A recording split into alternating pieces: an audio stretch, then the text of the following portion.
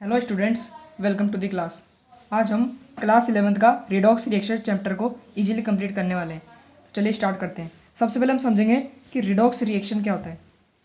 Chemical reaction in which reduction and oxidation process take place simultaneously known as redox reaction, यानी कि वो reaction जिसमें reduction and oxidation दोनों process होती है उसे हम क्या कहते हैं, रिडॉक्स रिएक्शन कहते हैं। जैसे एक एग्जांपल के साथ हम समझते हैं। यहाँ पे एक जिंक है और एक कॉपर है, ठीक है। तो हम जिंक और कॉपर के साथ जो रिएक्शन कराएंगे तो यहाँ पे हमें मिलता है जिंक और कॉपर। अब जब जहाँ पे जिंक सॉलिड स्टेट में होता है वहाँ पे जीरो होता है, जीरो से जिंक जा रहा है प्लस में तो यहाँ हो रहा है ऑक्सीडेशन, और यहाँ पे +2 से ये जा रहा है जीरो तो यहाँ पे हो रहा है रिडक्शन। तो ये थी हमारी रिडॉक्स रिएक्शन। इसके फर्स्ट पार्ट से हम स्टार्ट करते हैं। पहला है हमारा ऑक्सीडेशन। ऑक्सीडेशन क्या होता है? Adding of oxygen and removal of hydrogen. इसमें हम क्या करते हैं, ऑक्सीजन को ऐड करते हैं एंड हाइड्रोजन को रिमूव करते हैं। जैसे एक एग्जांपल से तो देखते हैं, यहाँ पे एक सोडियम है और एक ऑक्सीजन है, इन दोनों को हम रिएक्शन कराएंगे तो यहाँ बनेगा Na2 यानी कि सोडियम ऑक्साइड। तो यहाँ से सोडियम जीरो था सॉलिड स्टेट पे और यहाँ जाके वो क्या हो गया, ऑक्सीडेशन के साथ इन्वॉल्व हो गया, यानी क्या हुआ उसके साथ एडिंग ऑफ ऑक्सीजन, तो यहाँ पे हुआ ऑक्सीडेशन। नेक्स्ट है रिडक्शन। तो रिडक्शन क्या होता है? Removal of oxygen and adding of hydrogen. जैसे एग्जांपल के साथ समझते हैं, MgO यानी मैग्नीशियम ऑक्साइड का जब हम हीटिंग देंगे तो वो बना लेगा मैग्नीशियम एंड ऑक्साइड। तो मैग्नीशियम ऑक्सीजन के साथ था और अब वो नहीं है, यानी कि क्या हुआ इसमें, रिमूवल ऑफ ऑक्सीजन, जिसको हम क्या कहते हैं, रिडक्शन। तीसरा है हमारा एडिंग ऑफ इलेक्ट्रोनेगेटिव एलिमेंट। यहाँ पे हम क्या करते हैं, इलेक्ट्रोनेगेटिव एलिमेंट को ऐड करते हैं जो क्या हो, माइनस में हो। जैसे कि यहाँ पे Fe माइनस में होता है, Cl माइनस में होता है। जैसे यहाँ पे क्या हो रहा है, adding of electronegative elements like oxygen है, यहाँ पे मैंने बताया अभी आपको, सल्फर है, फ्लोरीन है, क्लोरीन है, ब्रोमीन है, इन सब का क्या होता है, एडिंग होता है। जैसे यहाँ पे एक एग्जाम्पल लेते हैं हम, एक यहाँ पे सोडियम है और क्लोरीन है, तो इन दोनों का हम रिएक्शन करेंगे, यहाँ पे बन जाएगा LaCl। सोडियम के पास चार्ज होता है +1, क्लोरीन के पास होता है -1।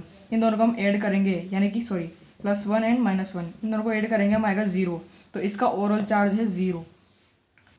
नेक्स्ट है हमारा रिमूवल ऑफ इलेक्ट्रॉन। इसमें क्या होता है, इलेक्ट्रॉन का रिमूवल होता है। जैसे कि यहाँ पे है सोडियम और यहाँ पे है सोडियम प्लस, तो यहाँ पे एक इलेक्ट्रॉन क्या हुआ, रिमूव हुआ। जैसे यहाँ पे एक इलेक्ट्रॉन रिमूव हुआ, यहाँ पे हुए 2 इलेक्ट्रॉन रिमूव, तो इसका क्या हुआ, रिमूवल ऑफ हाइड्रोजन हुआ, जिसे हम क्या कह सकते हैं, ऑक्सीडेशन। नेक्स्ट टाइम हमारा रिमूवल ऑफ हाइड्रोजन। इसमें हम क्या करते हैं, हाइड्रोजन को रिमूव करते हैं, इज ऑल्सो कॉल्ड रिडक्शन। जैसे यहाँ पे एक एग्जाम्पल के साथ देखें तो यहाँ पे है H2S, यहाँ पे है O2, तो इसकी हम रिएक्शन कराएंगे तो यहाँ पे S हो जाएगा और H2O हो जाएगा, यानी कि ऑक्सीजन सल्फर ने यहाँ पे रिड्यूस हुआ है, मतलब सल्फर तो वैसा का वैसा ही है, बट हाइड्रोजन ने यहाँ पे क्या किया है, गेनिंग ऑफ ऑक्सीजन, तो यहाँ पे क्या हुआ है, ऑक्सीडेशन। तो ये क्या हुआ है, removal of hydrogen, hydrogen remove हुई है, पर ये दूसरा एग्जाम्पल है। नेक्स्ट हम एग्जाम्पल देखते हैं, HI को हम जब हीट देंगे तो ये बना लेगा H2NI2, जो कि अब इसको दोबारा हम रिएक्शन करते हैं तो ये बन जाता है HI2HI बन जाता है ये। तो ये क्या हुआ, एक रिमूवल ऑफ हाइड्रोजन। आई के पास हाइड्रोजन अभी थी, बट अब आई के पास हाइड्रोजन ही नहीं है, तो इससे क्या हुआ, रिमूवल ऑफ हाइड्रोजन हुआ, इज ऑल्सो कॉल्ड रिडक्शन। इस एग्जाम्पल के साथ हम इसको देखें तो यहाँ पे कॉपर है सॉलिड स्टेट में, इसका है 0, ऑक्सीडेशन नंबर उसका 0 है। यहाँ पर कॉपर है एक्वस फॉर्म में, इसका ऑक्सीडेशन नंबर क्या है, 2 है, तो यानी ऑक्सीजन सिस्टम इंक्रीज हो रहा है, यानी कि ऑक्सीजन क्या हो रहा है, गेनिंग हो रही है, तो इसको हम कहते हैं ऑक्सीडेशन। अब इसमें मैग्नीशियम है और क्लोरीन है। मैग्नीशियम सॉलिड स्टेट में होता है 0 और यहाँ पे क्लोरीन है 2, तो मैग्नीशियम की क्लोरीन के साथ रिएक्शन करेंगे, ये बना लेगा MgCl, जो कि क्या है, एक रिमूवल ऑफ हाइड्रोजन वाली प्रोसेस होगी, यानी कि ये क्या हुआ, ऑक्सीडेशन हुआ।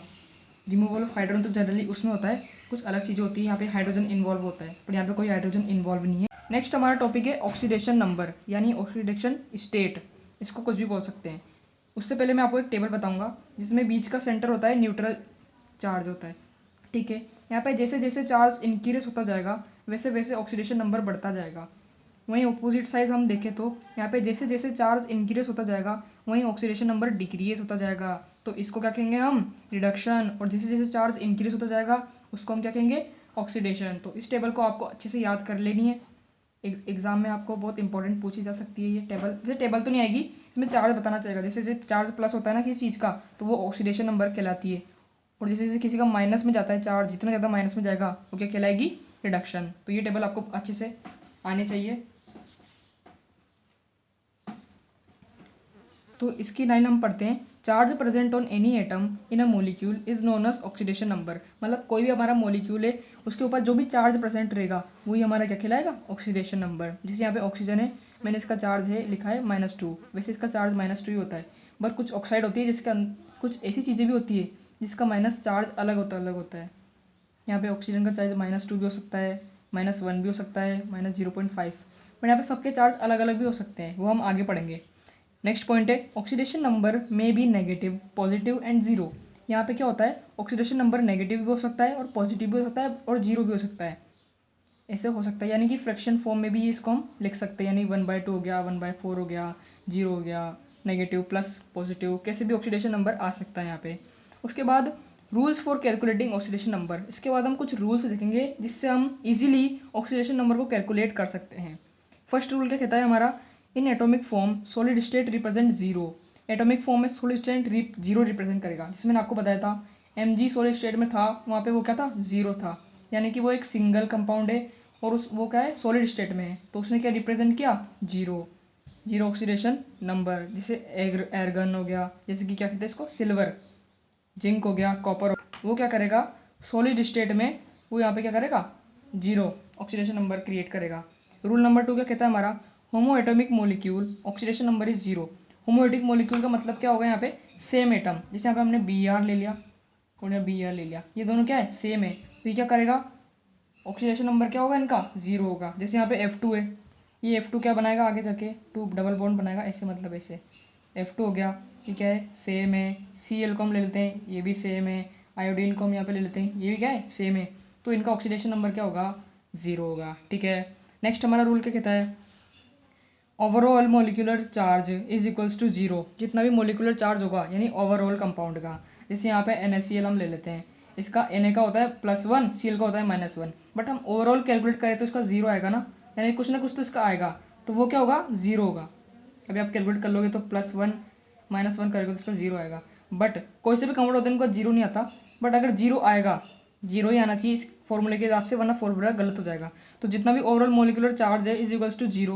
ओवरऑल मोलिकुलर चार्ज क्या होगा, जीरो होगा। यहाँ पे हम Mg Cl भी ले लें तो इसका ओवरऑल मोलिकुलर चार्ज जीरो ही आएगा। आप कैलकुलेट करके देखना इसको। Also called neutral molecular.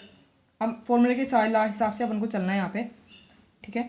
Like NaCl, जिसे मैंने आपको बताया अभी, MgCl CO3, इसका ओवरऑल मोलिकुलर चार्ज जीरो आता है, इसका भी आएगा जीरो, इसका भी ओवरऑल मोलिकुलर चार्ज क्या आएगा, जीरो आएगा। नेक्स्ट पॉइंट है हमारा fourth point, some element show variable oxidation state like hydrogen present in any acid show H+, while in metal hydrides act as -1। यानी ये हाइड्रोजन होगी जब वो अगर H+ तभी होगी जब वो एसिड के अंदर होगी, और जब वो एज माइनस तब होगी जब वो किसी मेटल हाइड्राइड्स के अंदर होगी। एसिड में वो +1 एक्ट करेगा और मेटल हाइड्राइड्स में वो -1 जैसे एक्ट करेगा। नेक्स्ट पॉइंट है हमारा फिफ्थ पॉइंट, ये क्या कह रहा है, oxidation number general oxidation state is -2। मतलब ऑक्सीडेशन नंबर में जनरल ऑक्सीडेशन स्टेट उसकी होगी -2, but in peroxide and super oxide it act as -1 and 0.5। Example में हम देखते हैं, जनरल ऑक्साइड स्टेट होती है -2, इसे होती है, ठीक है, ये -2 जनरल ऑक्साइड स्टेट होती है उसकी, पर ऑक्साइड में वो कैसे एक्ट करता है, -1 एंड 0.5। नेक्स्ट यहाँ लिख रहा है, but in peroxide and super oxide it is -1 and 0.5।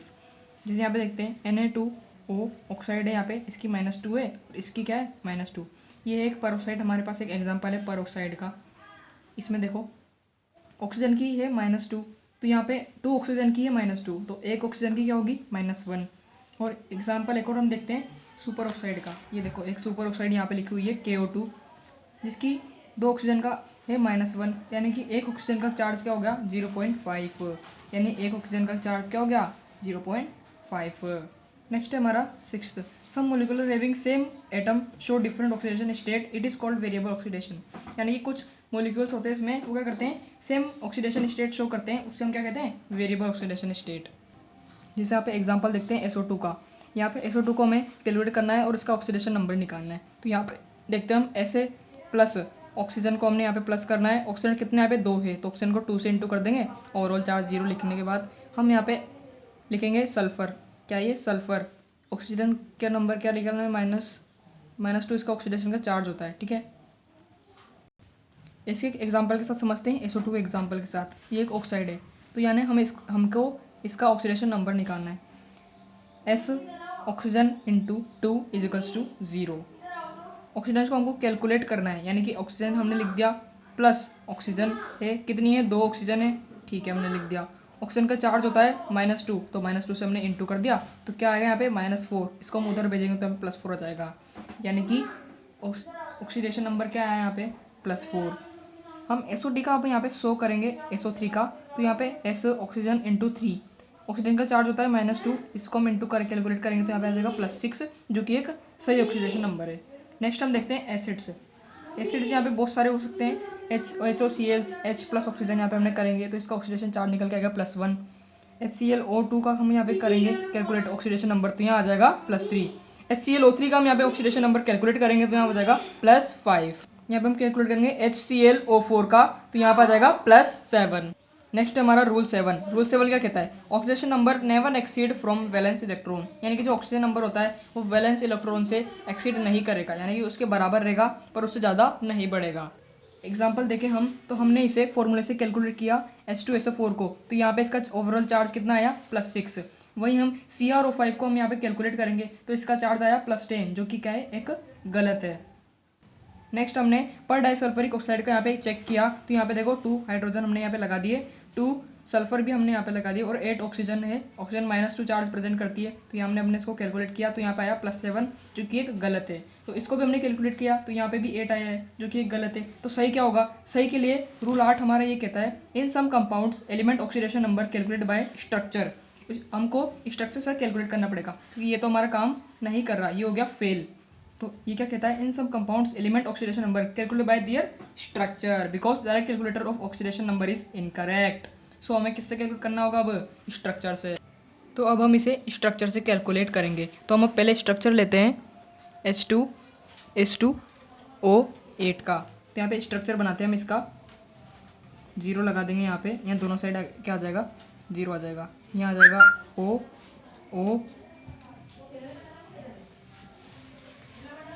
यहाँ पे कितने ऑक्सीजन हो गए 8, 1 2 3 4 5 6 7 8। अब अपन लगाने 2 हाइड्रोजन, इसका हम ऑक्सीडेशन नंबर कैलकुलेट करें तो यहाँ पे 1 2 3 4 5 6 कितना आ रहा है यहाँ पे +6, जो कि एक सही है। इसमें कितना आ रहा है 1 2 3 4 5 6, इसका भी आ रहा है +6, जो कि एक करेक्ट स्टेटमेंट। नेक्स्ट हम एग्जांपल लेते हैं यहाँ पे H2SO5 का, इसका हमें स्ट्रक्चर बनाना है। तो कैसे बनाएंगे, सल्फर लेंगे हम यहाँ पे, डबल बॉन्ड के साथ ऑक्सीजन लगाएंगे उसके ऊपर और नीचे, प्लस ऑक्सीजन। इस तरह से हम इसको कर सकते हैं स्ट्रक्चर से। अब इसके आप कैलकुलेट करोगे 1 2 3 4 5 6, क्या आएगा इसका चार्ज +6, जो कि एक करेक्ट स्टेटमेंट है। तो इसके साथ आप इसको कर सकते हो, कोई प्रॉब्लम नहीं हो। बट आप उसको फॉर्मूले से करोगे तो फॉर्मूले में आपको इसको अनकरेक्ट इसको ऑक्सीडेशन नंबर मिला, कभी +7 मिलेगा, कभी +5 मिलेगा। तो आप इसको स्ट्रक्चर से कैलकुलेट करिए, ये बेटर फॉर्मूला आपको। नेक्स्ट हम देखते हैं CrO5 का, यहाँ पे हम Cr बनाते हैं।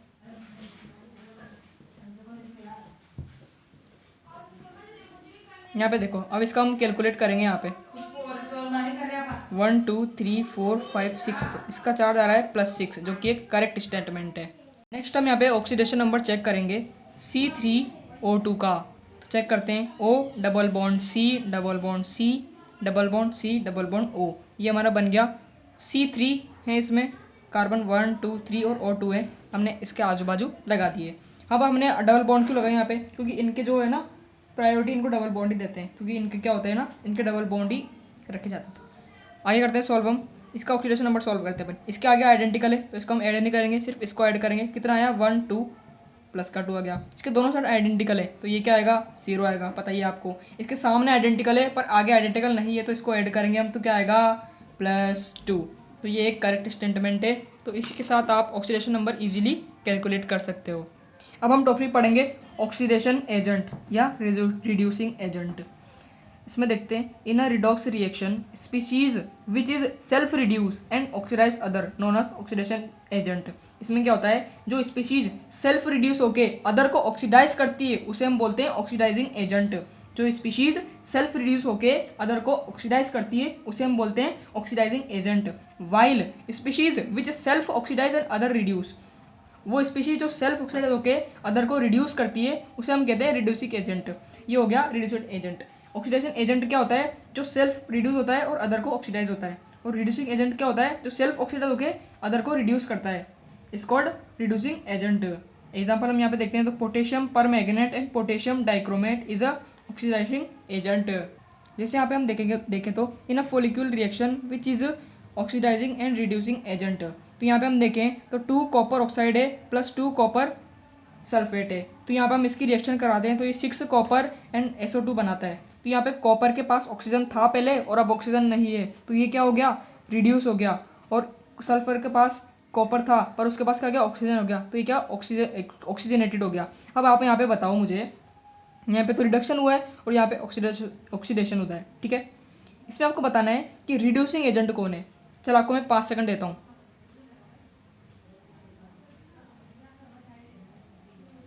चलो, तो यहाँ पे कॉपर हो रहा है रिड्यूस, उसको हम कहेंगे रिड्यूसिंग एजेंट। कैसे? देखो, कॉपर के पास पहले ऑक्सीजन था और अब उसके पास ऑक्सीजन नहीं है, तो क्या हुआ? वो सेल्फ रिड्यूस हो गया और उसने ऑक्सीडाइज किसे किया? सल्फर को। सल्फर के पास पहले ऑक्सीजन नहीं था, अब ऑक्सीजन आ गया है। एक और एग्जाम्पल अपन देखें यहाँ पे, सेकंड एग्जाम्पल, यहाँ CH4+4 HCl CCl4+4 HCl यहाँ पे बन गया। इसकी रिएक्शन हमने कराई तो यहाँ पे ये कुछ इंटरफेस यहाँ पे आया, तो ये हो रहा है रिडक्शन। यहाँ पे क्लोरीन था पहले, अब क्लोरीन के साथ कौन आ गया? -1 चार्ज हो गया। यहाँ पे क्या हुआ? रिड्यूस हुआ, क्योंकि यहाँ 0 से क्या जा रहा है? -1 जा रहा है। अपने टेबल पे दिखा था 0 से -1 जाता है, तो हम उसे क्या मानते हैं? रिडक्शन मानते हैं। तो क्लोरीन हुआ यहाँ पे रिडक्शन एंड ऑक्सीडेशन कौन हुआ? CH4, क्योंकि CH4 के पास क्या था पहले? हाइड्रोजन थी, और रिमूवल ऑफ हाइड्रोजन को हम क्या कहते हैं? ऑक्सीजन, यानी कि ऑक्सीडेशन। तो यहाँ पे आपको बताना है रिड्यूसिंग एजेंट कौन है।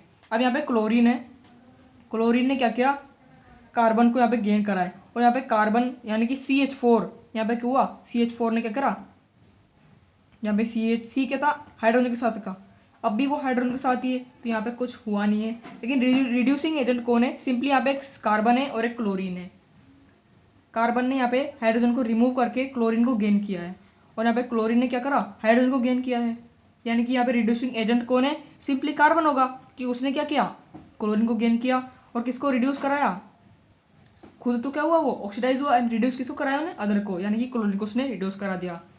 अब हम पढ़ेंगे नेक्स्ट, अब हम यहाँ पे नेक्स्ट पढ़ेंगे आयन इलेक्ट्रॉन मेथड, जो कि एक बैलेंसिंग मेथड होता है। उसे पढ़ने से पहले आपको मैं कुछ रिडॉक्स रिएक्शन के कुछ टाइप्स बताता हूँ। रिडॉक्स रिएक्शन 4 टाइप के होते हैं। पहला है डिस्प्रोपोर्शिएशन रिएक्शन। इसमें क्या होता है? जैसे कि हमने एग्जाम्पल के साथ देखते हैं अपन, इसमें डिस्प्रोपोर्शिएशन रिएक्शन होता है। इसमें ऑक्सीडेशन भी होता है और रिडक्शन भी होता है, बट इसमें कुछ अलग क्या होता है? अलग ही होता है कि इसमें से कॉपर के पास +1 चार्ज है, अब ये 0 हुआ तो ये क्या हुआ? रिड्यूस हुआ, बट यहाँ पे क्या हुआ? ऑक्सीडेशन हुआ। मतलब यहाँ पे एक ही एलिमेंट का रिडक्शन भी होता है और ऑक्सीडेशन भी होता है, उसे हम कहते हैं डिस्प्रोपोर्शिएशन रिएक्शन। वन मोर एग्जाम्पल हम देखें तो यहाँ पे है 2MnO4 -2 प्लस 4 हाइड्रोजन प्लस, इनकी हमने रिएक्शन कराई तो यहाँ पे कुछ ये इंटरफेस हमको देखने को मिला। यहाँ पे देखो Mn क्या है? यहाँ पे Mn यहाँ पे +6 है, Mn यहाँ पे +4 है, तो यहाँ पे क्या हुआ? +6 से +4 हुआ, तो क्या हुआ? रिडक्शन हुआ। हमने टेबल में देखा था, कम जा रहा है ना, ये +6 से +4 जा रहा है, यानी कि माइनस की तरफ बढ़ रहा है, तो क्या होगा? यहाँ पे रिडक्शन होगा। अब हम देखते हैं यहाँ पे ऑक्सीजन का चार्ज। ऑक्सीजन थी यहाँ पे -2, अब क्या हुआ? ऑक्सीजन का -1 हो गया, यानी कि -2 से -1 हुआ, तो इसको हम कहेंगे, क्या कहेंगे? ऑक्सीडेशन। यहाँ पे क्या हुआ? -1 से -2 हुआ, यानी कि क्या हुआ? इंक्रीज हुआ, तो इसके काम क्या कहेंगे? Oxidation number increase. तो यहाँ पे हुआ है ऑक्सीडेशन, यानी एक ही एलिमेंट का रिडक्शन भी हुआ है और ऑक्सीडेशन भी हुआ है। वो बात अलग है, मैं आपको डिटेल में समझा सकता हूँ। यहाँ पे Mn क्या हुआ? +6 था, अब क्या हुआ? +7 ऑक्सीडेशन। Mn यहाँ पे क्या था? +6, यहाँ पे हुआ +4 रिडक्शन हुआ, यानी कि Mn का ऑक्सीडेशन हुआ और Mn का रिडक्शन हुआ, दोनों प्रोसेस यहाँ पे टेक प्लेस हुई है। इस पॉइंट को हम पढ़ते हैं। Redox reaction in which a single species oxidize and reduce both, that is change in oxidation number by increasing और decreasing numbers. All disproportionation reaction are redox reaction, but all redox reaction are disproportionation reaction. मतलब जितनी भी डिस्प्रोपोर्शिएशन reaction है उसको हम redox reaction कह सकते हैं, बट जितनी भी रिडॉक्स रिएक्शन है उसको हम डिस्प्रोपोर्शिएशन रिएक्शन नहीं कह सकते। जैसे कि उसका दूसरा टाइप है कॉम्बिनेशन रिएक्शन। कॉम्बिनेशन रिएक्शन क्या होती है? व्हेन 2 और more species are combine to form single product by reduction and oxidation process known as combination reaction. यानी कि 2 स्पीशीज क्या होती है? आपस में कंबाइन होती है और क्या करती है? रिडक्शन एंड ऑक्सीडेशन प्रोसेस को टेक प्लेस करती है। तो यहाँ पे कार्बन 0 है, यानी कि सिंगल कंपाउंड है, 0 है, सॉलिड है, तो क्या होगा? इसका चार्ज 0 होगा। यहाँ पे क्या है -2 है, तो 0 से -2 जा रहा है, यानी टेबल में क्या जा रहा है, ये लेफ्ट साइड जा रहा है, तो उसको क्या कहेंगे हम, रिडक्शन कहेंगे हम इसको। यहाँ पे हो रहा है रिडक्शन, ऑक्सीजन यहाँ था और यहाँ पे अगर माइनस में गया तो माइनस में जाने को हम क्या कहते हैं, रिडक्शन। और यहाँ से 0 से +2 गया, ये +4 है ऑक्सीजन का चार्ज, अब +4 था, पहले क्या था, नहीं कार्बन का काम, हम ऑक्सीजन का नहीं बता रहे, हम अभी कार्बन का बता रहे हैं। यहाँ पे कार्बन 0 था, यहाँ कार्बन +4 हुआ, क्या हुआ, ऑक्सीडेशन। यहाँ पे ऑक्सीजन 2 था, यहाँ -2 हुआ है, ऑक्सीडेशन क्या था, यहाँ पे 1 था, यानी कि -1 या +1 था, यहाँ पे क्या हुआ, -1 हुआ, यहाँ रिडक्शन हुआ, यहाँ ऑक्सीडेशन हुआ। वन मोर एग्जाम्पल हम देखें तो H2 और O2 का हम एग्जाम्पल दे दें, 2H2O, यानी कि ऑक्सीडेशन क्या हुआ, यहाँ पे रिडक्शन और यहाँ पे हुआ ऑक्सीडेशन। इसी का एक और टाइप होता है डिस्प्लेसमेंट रिएक्शन। यहाँ पे जिंक था 0 सोलिड स्टेट में और कॉपर सल्फेट का हम रिएक्शन कराएंगे तो यहाँ पे हो जाएगा ऑक्सीडेशन जिंक का और यहाँ पे हो जाएगा कॉपर का रिडक्शन। इसमें क्या हुआ, more reactive metal displace less reactive metal from compound and from redox reaction. Fourth type है इसका डीकम्पोजिशन रिएक्शन। इसमें क्या होता है, कोई भी जो दो कंपाउंड है वो डिकम्पोज होकर यानी कि टूटते हैं, वो a single molecule divide into its stable compound by heating. इसको हम दो कंपाउंड होते हैं यानी कि 2 या 3 या मैनी मोर कंपाउंड्स हो सकते हैं, इसको हम हीट करके डिकम्पोज करते हैं, उसी को हम कहते हैं डिकम्पोजिशन रिएक्शन। जैसे यहाँ एग्जांपल के साथ हम समझे तो यहाँ पे है 2HI, यहाँ पे है H2 और I2। इसका मैंने एग्जांपल आपको पहले भी समझा रखा है। यहाँ पे +1 चार्ज है हाइड्रोजन का, यहाँ 0 गया है, +1 से 0 जाने को क्या बोलते हैं हम, रिडक्शन। और यहाँ पे -1 था I का और यहाँ पे क्या हुआ 0, -1 से 0 जाने के क्या बोलते हैं हम, ऑक्सीडेशन। यहाँ पे ये जो रिएक्शन है दो बना रखी है, ये रॉन्ग रिएक्शन है क्योंकि इसमें ऑक्सीडेशन रिडक्शन रिएक्शन बिल्कुल ही गलत हो रहा है, तो इसको क्या कहेंगे हम, नॉट अ रिडॉक्स रिएक्शन। तो यहाँ पे अगर अपन को CaCO3 यानी कि CaCO3 की चार्ज निकालनी, यानी कार्बन का हमें चार्ज निकालना है, तो कुछ इस तरह से हम कैलकुलेट करके निकाल सकते हैं, यानी कि कार्बन प्लस -6 उसका CO3 का ले लेंगे हम, तो यहाँ पे क्या हो जाएगा, -2 इसका चार्ज होता है, ठीक है, -2 चार्ज ले लिया मैंने। अब क्या होगा, -2 है तो ये क्या हो जाएगा, +6 जाएगा यहाँ पे, तो प्लस माइनस माइनस होकर यहाँ पे आ जाएगा +4 कार्बन का चार्ज आ जाएगा। नेक्स्ट है हमारा बैलेंसिंग मेथड। ये देखिए स्टूडेंट्स, आयन इलेक्ट्रॉन मेथड से हम किसी को ऑक्सीडेशन इलेक्ट्रॉन को बैलेंस कर सकते हैं। कैसे कर सकते हैं, इसमें कुछ प्रोसेस होती है, 5 प्रोसेस, इसको हम ध्यान में रख के अगर बैलेंस करेंगे तो हमारा कोई भी जो प्रोसेस होगी रिएक्शन वो इजीली बैलेंस हो जाएगी। इसमें हमको क्या करना पड़ता है, फर्स्ट हमें ऑक्सीडेशन इलेक्ट्रॉन मेथड अपनाना पड़ता है। इसमें हमें first divide the reaction into 2 parts, हमें कोई भी रिएक्शन है उसके 2 पार्ट्स डिवाइड कर देने हैं, ठीक है, कर दिया हमने। उसके बाद balance other atoms except oxygen और हाइड्रोजन के, ऑक्सीजन को और हाइड्रोजन को छोड़ के बाकी जितने भी एटम है उन सबको हमें बैलेंस करना होता है, सिंपली कुछ नहीं करना होता, बैलेंस कर दो। उसके बाद थर्ड पॉइंट क्या कहता है, oxygen balance by addition of H2O at opposite side. इसके बाद हमें ऑक्सीजन बैलेंस करना पड़ता है, कहाँ पे, अपोजिट साइड, क्या लगा के, वाटर मॉलिक्यूल यानी H2O लगा के। उसके बाद 4 पॉइंट हमारा क्या कहता है, hydrogen balance by H+ ion at opposite side. हमने ऑक्सीजन बैलेंस कर लिया, अब हमें क्या करना है, हाइड्रोजन बैलेंस करना है। कैसे करना है, इस बार हमें H2 नहीं लगाना, इस बार हमें H+ आयंस लगाने हैं, कहाँ पे, अपोजिट साइड पे, इसमें भी अपोजिट साइड पे लगाने हैं हमें। फिफ्थ चार्ज हमारा, फिफ्थ क्या कहता है हमारा, ये कहता है charge balance by using electron. इसमें हमें अब चार्ज बैलेंस करना पड़ता है, कहाँ पे, इलेक्ट्रॉन यूज करके। इसे भी हमें कहाँ करना पड़ता है, अपोजिट साइड में चार्ज बैलेंस करने पड़ते हैं इलेक्ट्रॉन लगा के। यहाँ पे कोई चार्ज ज़्यादा हो गया यहाँ पे और यहाँ पे कोई चार्ज कम हो गया, तो हमें इलेक्ट्रॉन यहाँ पे नहीं लगाने, हमें इलेक्ट्रॉन इसके अपोजिट साइड लगाने हैं। अब ऐसा क्यों होता है, क्योंकि इस इलेक्ट्रॉन से ये इलेक्ट्रॉन कट जाएगा तो यहाँ पे न्यूट्रलिटी इंक्रीज हो जाएगी। जैसे हम एग्जांपल देखें तो यहाँ पे MnO4-1 I-1 की रिएक्शन हम कराते हैं, तो यहाँ पे क्या होता है, एक रिएक्शन टेक प्लेस करती है। इसमें हमें देखना है रिडक्शन ऑक्सीडेशन कौन होता है। इसमें Mn तो हो रहा है रिडक्शन, देखो यहाँ पे -1 था, प्लस गया, रिडक्शन हो गया, यहाँ पे -1 था, यहाँ पे 0 गया, यहाँ पे क्या हुआ, ऑक्सीडेशन। अब हमें क्या करना रहता है, नेक्स्ट स्टेप हमने क्या देखी थी, divide the reaction into 2 parts. अब हमें इस रिएक्शन को 2 अलग अलग भाग में डिवाइड करना होगा, कुछ इस तरह हम इसको डिवाइड कर देंगे। यहाँ पे देखो हमने ऑक्सीडेशन एंड रिडक्शन अलग अलग पार्ट्स में डिवाइड कर दी। उसके बाद ये क्या कह रहा है, हमें balance other atom except oxygen and hydrogen, हमें कुछ अदर एटम्स बैलेंस करने पड़ेंगे हाइड्रोजन और ऑक्सीजन को छोड़ के। यहाँ पे देखो MnO4 हमने बैलेंस करना है और MnO+2, तो यहाँ पे ये है कुछ इस तरह इंटरफेस हमें देखने को मिलेगा, तो हमें अदर एटम को करना पड़ेगा, बैलेंस करना पड़ेगा। देखो oxygen balance by adding of H2O, हमने इसको बैलेंस कर लिया, यहाँ पे कितने थे Mn, यहाँ पे 1 है, यहाँ पे 1 है, तो ये तो बैलेंस इजीली हो रहा है।